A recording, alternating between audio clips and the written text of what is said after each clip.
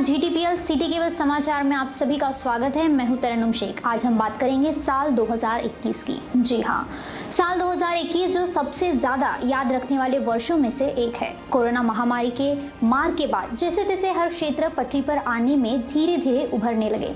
वहीं वर्षों से जारी चंद्रपुर जिले में शराबबंदी का मुद्दा और कई हैरान व दंग कर देने वाली घटनाओं ने भी काफ़ी सुर्खियां बटोरी। तो आइए बताते हैं आपको साल 2021 की वह मुख्य घटनाएं जिनका आम लोगों की जिंदगी में काफी असर पड़ा। आखिरकार प्रतिबंध हटा लिया गया। 6 साल के इंतजार के बाद राज्य सरकार ने आखिरकार चंद्रपुर में शराबबंदी पर से प्रतिबंध हटाने का फैसला किया।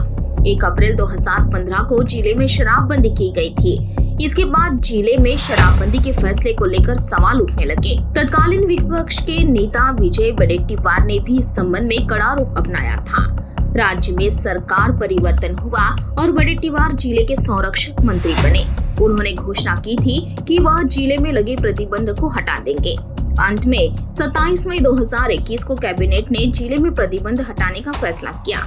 5 साल के प्रतिबंध के बाद जिले में शराब की दुकानें और बार आखिरकार 5 जुलाई को फिर से खुल गए। पहला दिन नशे से भरा रहा। बार में भीड़ होने के कारण जगह ही नहीं बची थी, इसलिए शराब को पार्सल के जरिए बेचना पड़ा। शहर में दिन दहाड़े चली फायरिंग। 12 जुलाई को चंद्रपुर शहर में दिन दहाड़े फायरिंग हुई। चंद्रपुर के रघुवंशी कॉम्प्लेक्स इलाके में बुर्का पहनकर एक युवक आया। युवक ने स्थानीय युवक को गोली मार दी और फरार हो गया।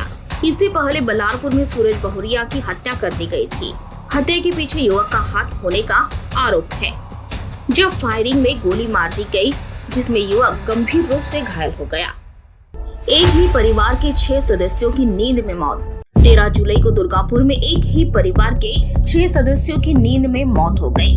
दुर्गापुर के ठेकेदार रमेश लश्कर के बेटे अजय लश्कर की हाल में ही शादी हुई थी। शादी की सभी औपचारिकताएं पूरी कर सभी मेहमान अपने अपने गांव चले गए।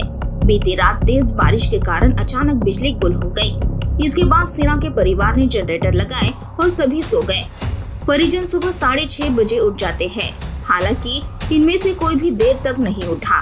पड़ोसियों ने निरीक्षण किया तो नींद में 6 लोग मृत पाए गए। जनरेटर से जहरीली गैस के रिसाव के बाद उन्हें घटनास्थल पर ही मृत घोषित कर दिया गया। जादू टोना के शक में पिछड़ी जातियों की अमानवीय पिटाई। ज्योति तहसील के प्रगतिशील महाराष्ट्र को शर्मिंदा करने वाली घटना 23 अगस्त को सामने आई। ज्योति तहसील के वानी बुद्रुक गांव में जादू टोना करने के शक में ग्रामीणों ने पिछड़े समुदाय की महिलाओं के हाथ पैर बांधकर उनकी जमकर पिटाई कर दी। 7 लोग घायल हो गए और 5 गंभीर रूप से घायल हुए। घायलों को चंद्रपुर के जिला सामान्य अस्पताल में भर्ती कराया गया। इस घटना में शांताबाई भगवान कामले उम्र 53, साहेबराव एकनाथ हुक उम्र 48, धम्मशिला सुधाकर हुक उम्र 38, पंचफुला शिवराज हुक उम्र 55 और प्रयागबाई गंभीर रूप से घायल हो गए। मामले में ज्योति पुलिस ने 13 लोगों को गिरफ्तार किया था। चंद्रपुर में भारी बारिश के साथ गिरे साबुन के झाग। 21 सितंबर को चंद्रपुर में भारी बारिश हुई। इस बारिश के साथ साबुन के झाग गिरने की एक अलग ही तस्वीर देखने को मिली। इस प्रकार का नजारा चंद्रपुर शहर के पास दुर्गापुर कोयला खदान क्षेत्र में देखने को मिला। हालांकि इसका सटीक कारण अभी स्पष्ट नहीं है। पेड़ों पर, घास पर, सड़क पर कई जगहों पर गुच्छे के रूप में यह नजारा देखा गया। कुछ इलाकों में बारिश हो रही थी। यह करीब 1.5 से 2 किलोमीटर के क्षेत्र में फैला हुआ था। जिस क्षेत्र में झाग गिराए उसमें चंद्रपुर कोल पावर स्टेशन और कई कोयला खदानें शामिल है। शोधकर्ताओं ने सुझाव दिया था कि थर्मल पावर प्लांट और कोयला खदानों से वर्षा जल और वायु प्रदूषण के संयोजन के परिणाम स्वरूप फोम का निर्माण हो सकता है। जय भीम फिल्म का दृश्य।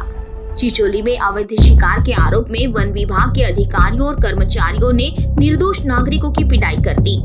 अमानवीयता के चरम पर पहुंचकर वन विभाग के अधिकारियों ने पीड़ितों को बिजली के झटके दिए।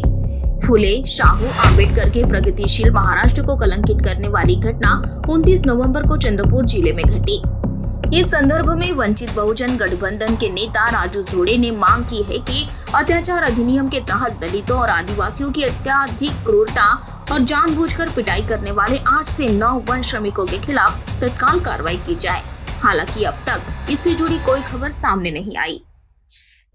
प्रशासन में विलय की मांग को लेकर एसटी महामंडल की हड़ताल। राज्य सरकार में विलय की मांग के लिए एसटी कर्मचारी 28 अक्टूबर से हड़ताल पर है। इसकी वजह से राज्य परिवहन निगम को प्रतिदिन करोड़ों का नुकसान उठाना पड़ रहा है। इस हड़ताल को देखते हुए प्रशासन द्वारा कई चेतावनी भी दी गई थी और फिर निगम ने कर्मचारियों का वेतन बढ़ाने, उन्हें निलंबित करने, बर्खास्त करने और उनके खिलाफ की गई कार्रवाई को रद्द करने का वादा किया था, परंतु कर्मचारी मानने के लिए तैयार नहीं है। एक तरफ सरकार अपने फैसले पर अड़ी हुई है, तो दूसरी तरफ कर्मचारी शासन में विलय होने की बात पर अड़े हुए हैं, जिससे निगम को लगातार नुकसान हो रहा है। वहीं पैसेंजर को भारी परेशानी का सामना करना पड़ रहा है। तो यह थी साल 2021 में सुर्खियां बटोरती हुई कुछ मुख्य खबरें, जिन्हें कुछ शायद हम भुलाना भी चाहेंगे। खैर, यह साल जैसा भी रहा हो बीत ही चुका है। याद रखें, हर पल कुछ सिखा कर जाता है।